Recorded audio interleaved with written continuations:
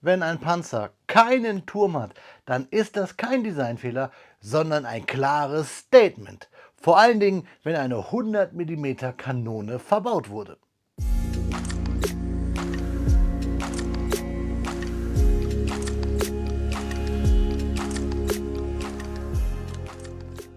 Willkommen in der Norpenklötzchenscheune. Mein Name ist Blockstar und Freunde, heute zeige ich euch ein Set, das ihr vielleicht noch mit viel Glück bei dem ein oder anderen Händler bekommt. Es ist eigentlich aus 2019 und hat ein monströses Gefährt in sich steckend. Wir sprechen vom Kobi Set 2541, natürlich aus der Historical Collection World War II, die legendäre russische bzw. sowjetische Selbstfahrerfette, die Su-100 mit einer 100 mm Kanone. Ein Panzerjäger aus der Sowjetunion. Freunde, ich will gar nicht lange reden. Kommt mit mir jetzt auf den Bautisch, dann schauen wir uns den Inhalt dieses Kartons genauer an.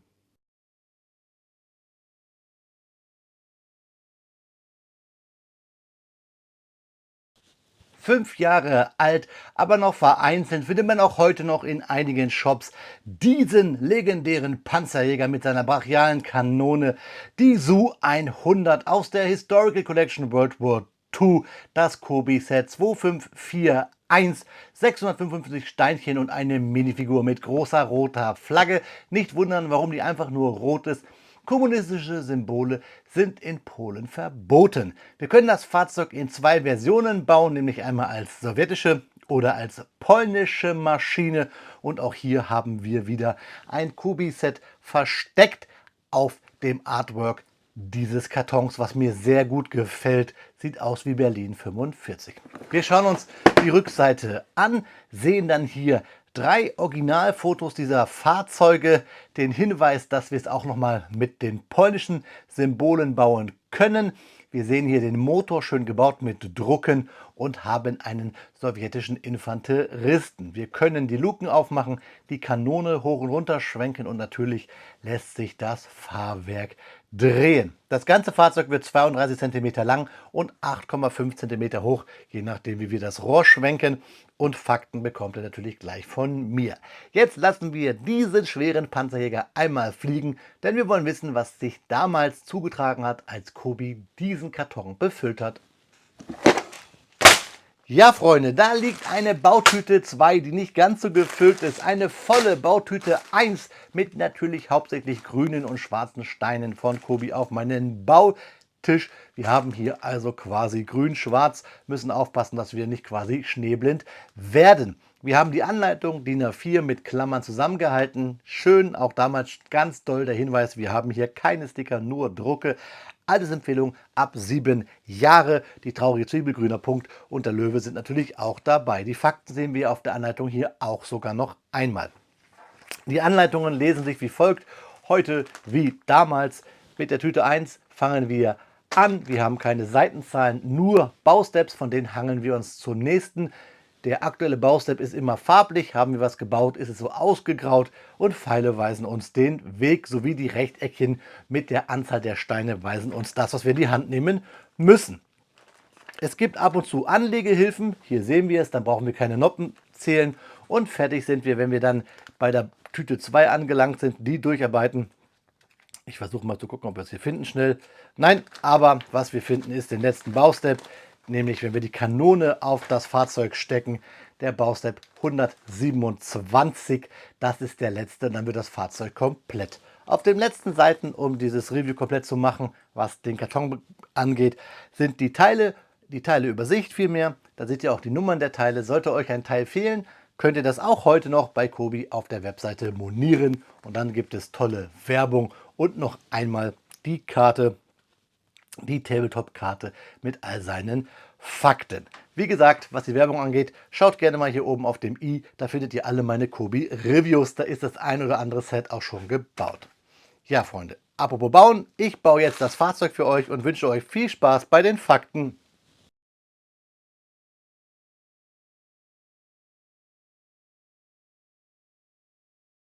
Speedbildzeit ist Faktenzeit und heute geht es um eine der wirkungsvollsten sowjetischen Panzerabwehrwaffen auf Ketten der späteren Kriegsjahre, wenn wir vom Zweiten Weltkrieg ausgehen. Die Su-100 und Su steht für die russische Übersetzung der Selbstfahrerfette als Abkürzung. Ein Fahrzeug, das kompromisslos für eine einzige Aufgabe entwickelt wurde, schwere gegnerische und damit voraussichtlich zuerst deutsche Panzer auf große Distanz zu bekämpfen und auszuschalten.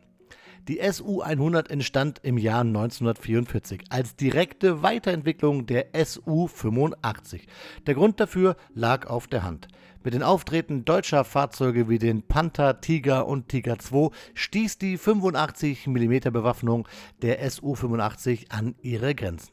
Die sowjetische Antwort war die 100 mm Kanone D-10S, eine der leistungsfähigsten Panzerkanonen ihrer Zeit. Diese Kanone war das Herz der Su-100. Sie war in der Lage, auf Entfernungen von deutlich über 1000 Metern, man spricht sogar 2000, die Frontpanzerung eines Panthers zu durchschlagen und stellte selbst für den Tiger I eine ernsthafte Bedrohung dar. Damit gehörte die Su-100 zu den durchschlagstärksten Jagdpanzerfahrzeugen des Zweiten Weltkriegs. Als Fahrgestell diente das bewährte Chassis des T-34-85. Das bedeutete robuste Technik, gute Geländegängigkeit und eine hohe Zuverlässigkeit. Angetrieben wurde das Fahrzeug von einem 12-Zylinder-Dieselmotor mit rund 500 Pferdestärken. Trotz eines Gefechtsgewichts von etwa 31 Tonnen erreichte die Su-100 eine Höchstgeschwindigkeit von ungefähr 48 Kilometern pro Stunde auf der Straße. Im Feld sah das ja immer etwas anders aus. Typisch für sowjetische Jagdpanzer war der feste Aufbau ohne Drehturm, ähnlich wie wir es bei deutschen Sturmgeschützen kennen. Die Frontpanzerung betrug bis zu 75 mm und war stark geneigt, was den effektiven Schutz deutlich erhöhte. Seiten und Heck waren schwächer gepanzert, ein klarer Hinweis auf die vorhergesehene Einsatzdoktrin: frontal wirken, aus vorbereiteten Stellung kämpfen und dem Gegner auf Distanz halten. Die Besatzung bestand aus 4 Mann: Fahrer, Richtschütze, Ladeschütze und Kommandant. Der Innenraum war wie fast immer bei Panzern eng und funktional, aber die starke Bewaffnung machte diese Nachteile aus Sicht der Besatzungen mehr als wieder wett. Ab Ende 1944 kam die Su-100 natürlich an der Ostfront zum Einsatz, vor allem in spezialisierten Selbstfahrerfettenregimentern. Dort wurde sie gezielt als Panzerjäger eingesetzt, insbesondere in der Verteidigung, wo sie ihre große Durchschlagskraft optimal ausspielen konnte. Ein interessanter Aspekt ist die Frage nach Beutefahrzeugen.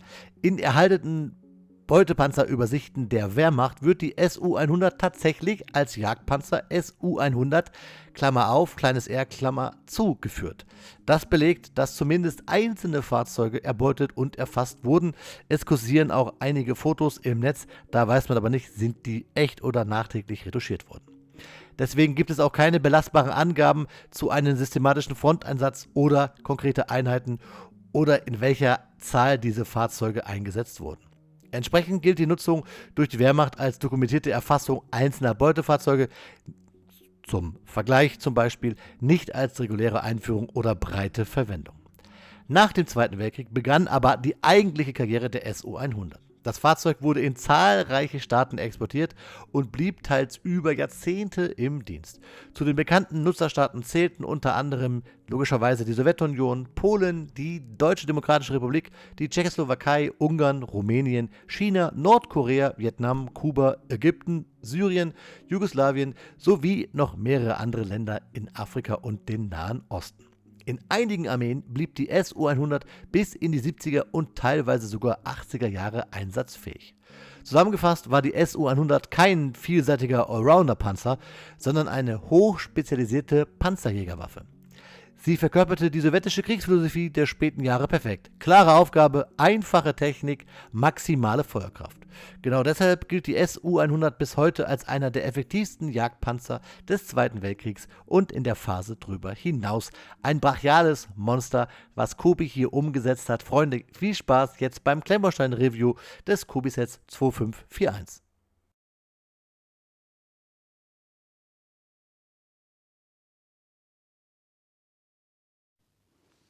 Nach 2 Stunden Bauzeit steht das Kubi-Set 2541, unsere Su 100 aus der Historical Collection World War II. Da oben steht es auf den Bautisch. Wir haben eine schöne Minifigur mit einer großen roten Fahne.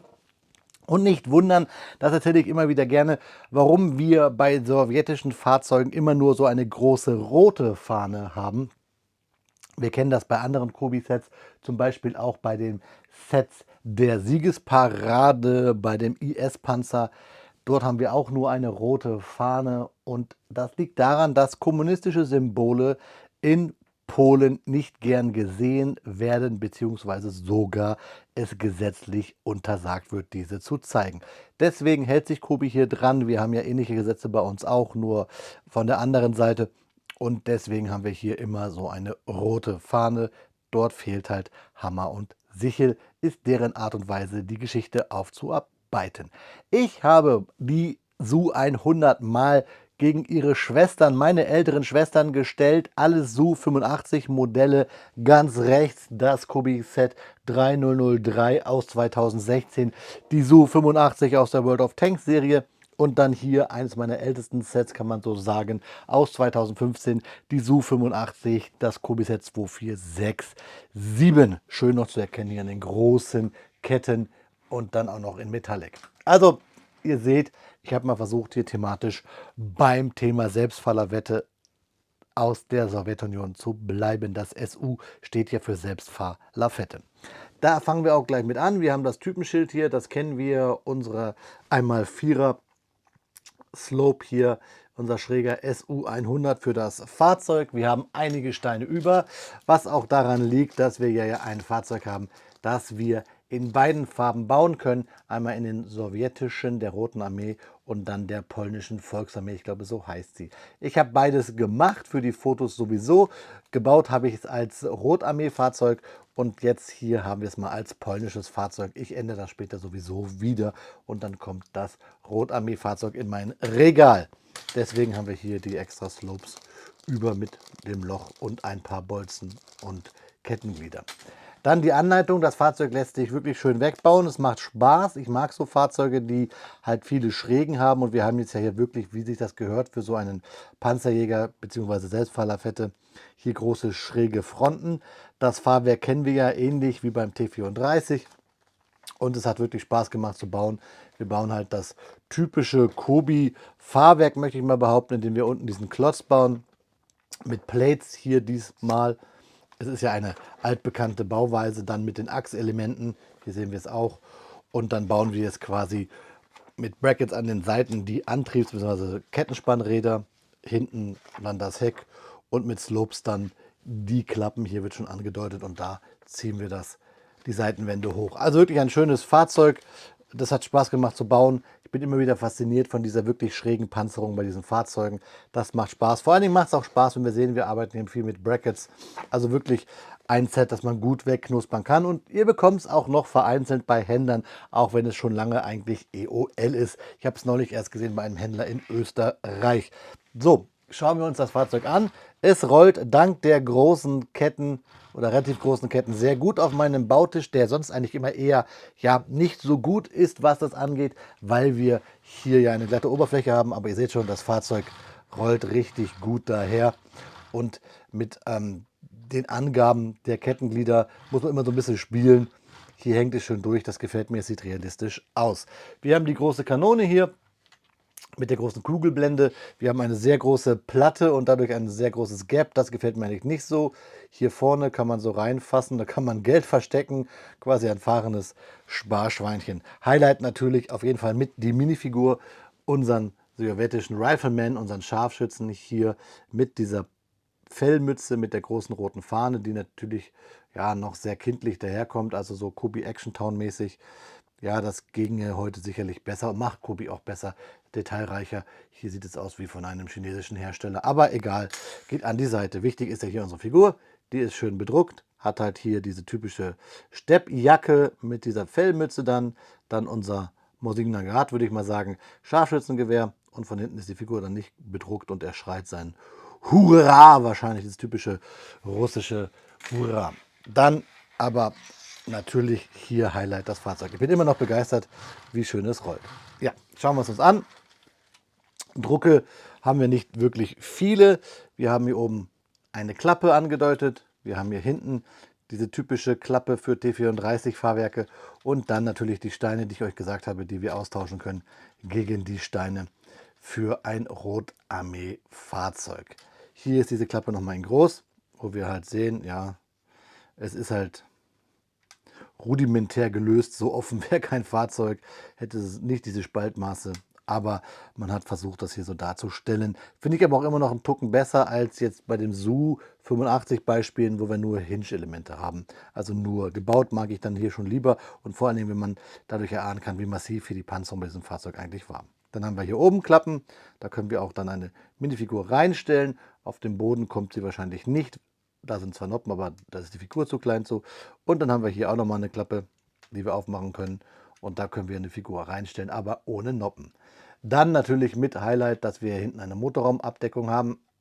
Da ist dann auch der gebaute Motor drin. Und wir können die Klappe abnehmen. Und da haben wir diesen schönen großen gebauten Motor, der gebaut ist, den wir daher nicht rausnehmen können, aber sehr gut ausschaut. Da haben wir halt auch wieder Drucke und vor allen Dingen Metallic und der gefällt mir richtig, richtig gut. Ich bin ja eh Fan, wenn man das überhaupt sein kann, von so sowjetischer Fahrzeugtechnik, Bautechniken. Ich habe es euch gerade schon gesagt, diese Schrägen, das gefällt mir. Diese Laufwerke, die ja so angelehnt sind an diesen Christie, den Entwickler, das gefällt mir richtig gut. Hier seht ihr so ein bisschen diese Plates von unten, was ich euch gesagt habe. Das wirkt hier ein bisschen komisch, aber das Fahrzeug hat hier auch eine flache Silhouette und daher haben wir hier auch nicht viel Spielraum, was die Aufbauten angeht. Da haben wir Holz, da haben wir ein Gefechtsfeld, Scheinwerfer und hier noch eine Antenne und diese Schläuche sollen ja immer Drahtseile darstellen, sowie dann hier diese Tanks und die Abgasanlage. Hier haben wir dann auch wieder der schrägen Hingebauweise geschuldet wieder so ein Überlappen der Noppen. Es rollt sehr gut. Die Kanonenblende ist sicherlich nicht jedermanns Fall. Sie geht aber in ja, die richtige Richtung, was den Realismus angeht. Und ihr seht es ja auch bei den Su 85 Beispielen aus älterer Zeit. Die sind auch fast alle so gelöst.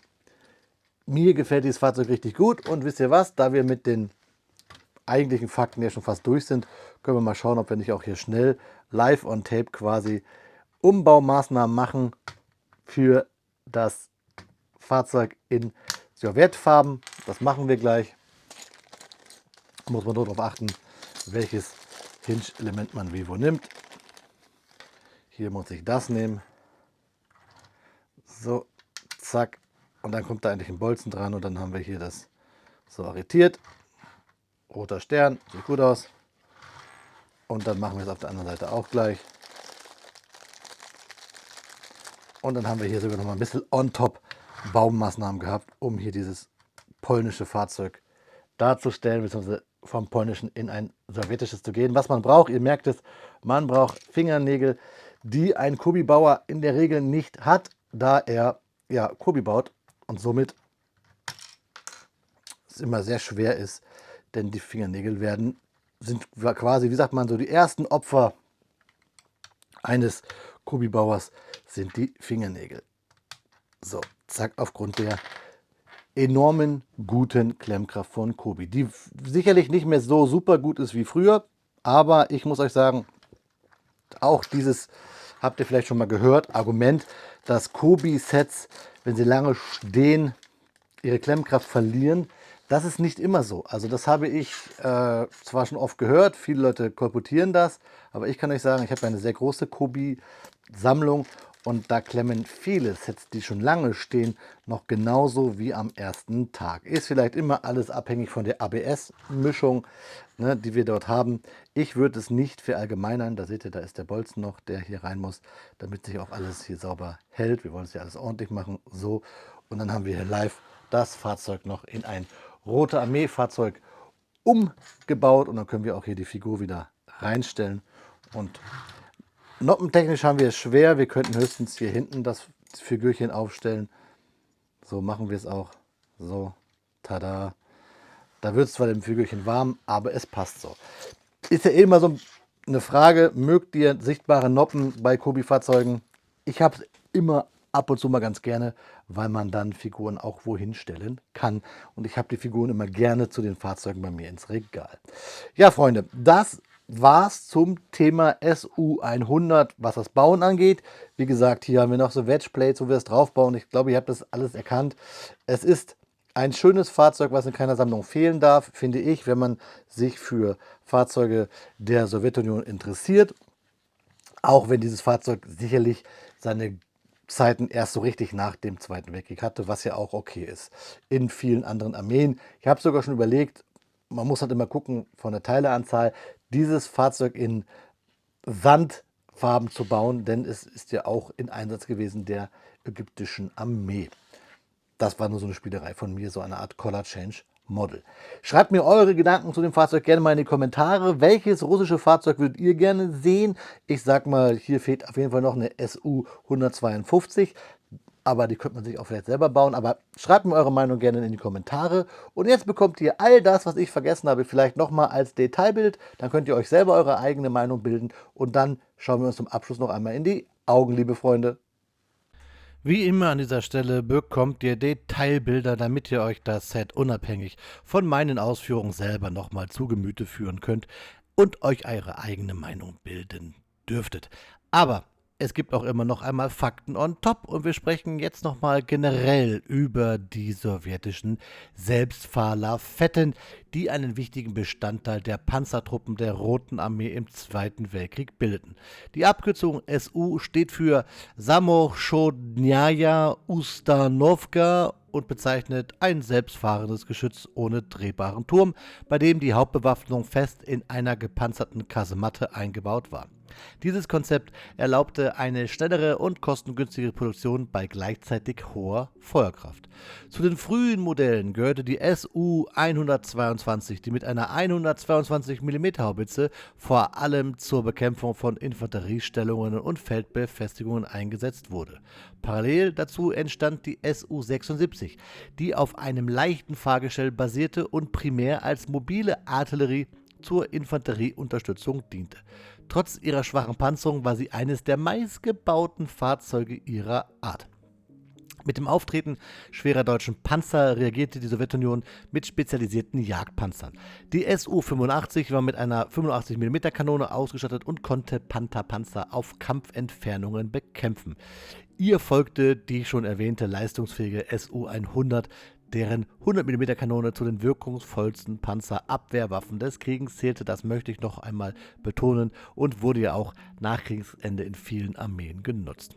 Für den Einsatz gegen besonders stark befestigte Ziele entwickelten die Sowjets schwere Sturmgeschütze wie die Su-152 und die spätere ISU-152. Mit ihren enormen Sprenggranaten konnten sie Bunker, Häuserblocks und selbst schwere deutsche Panzer durch reine Wuchtwirkung außer Gefecht setzen. Ebenfalls zur schweren Klasse gehörte die ISU-122, die eine langrohrige Kanone für präzise Schussentfernungen nutzte. Taktisch wurden Su-Fahrzeuge meist in unterstützender Rolle eingesetzt, häufig aus gedeckten Stellungen oder in Zusammenarbeit mit Infanterie- und Kampfpanzern. Ihre Vorteile lagen in der starken Bewaffnung, der niedrigen Silhouette und der einfachen Fertigung, während die fehlende Turmdrehung und eingeschränkte Sicht klare Nachteile blieben. Insgesamt zeigten die Su-Panzer, wie konsequent die Sowjetunion auf zweckmäßige, robuste und massenproduzierbare Waffensysteme setzte. Ein Ansatz, der maßgeblich zum militärischen Erfolg an der Ostfront beitrug, beziehungsweise war es ja bei den Sowjets eigentlich die Westfront. Und es ist ja interessant, dass die Deutschen ja mit ihren Sturmgeschützen die gleichen Ansätze hatten. An dieser Stelle eine kleine Danksagung an alle Kanalmitglieder, die mir helfen, diesen Kanal algorithmustechnisch zu pushen und auch den Kanal auf eine breitere finanzielle Basis stellen. Vielen lieben Dank für jeden einzelnen von euch, aber auch ein generelles Danke an jeden Kommentarschreiber, an jeden, der die Videos guckt, an jeden, der einen Daumen hoch gibt, an jeden, der ein Video liked. Vielen lieben Dank an die gesamte Blockstar-Community. Ihr seid die Geilsten. Ja, Freunde, da ist das Video schneller zu Ende, als dass ich sowieso schon das nächste Video für euch in der Mache habe. Ich bin fasziniert von sowjetischer Panzertechnik, vor allen Dingen von solchen brachialen Gefährten. Fehlt eigentlich nur noch die Su-152, die hatte eine noch größere und dollere Kanone, nämlich, man hörte schon, eine 152 Millimeter Kanone. Aber vielleicht mocke ich die mir mal irgendwann. Genug grüne Steine von Kobi habe ich. Schreibt mir eure Meinung mal zu diesem brachialen Gefährt in die Kommentare. Es soll ja wirklich solche Fahrzeuge bei der 9. Panzerdivision in der NVA gegeben haben. Da streiten sich aber die Quellen. Ich würde es gerne wissen. Wenn ihr was wisst, schreibt es in die Kommentare. Ihr wisst, wir als Community, wir machen diese Videos hier zusammen. Ergänzt mich gerne unten in die Kommentare. Ja, und in diesem Sinne, auch so eine Selbstfahrerfette, wenn auch mit dicker Wumme, ist auch nur ein Auto. In diesem Sinne, gute Fahrt, auf Wiederbauen, euer Freund, der Blockstar.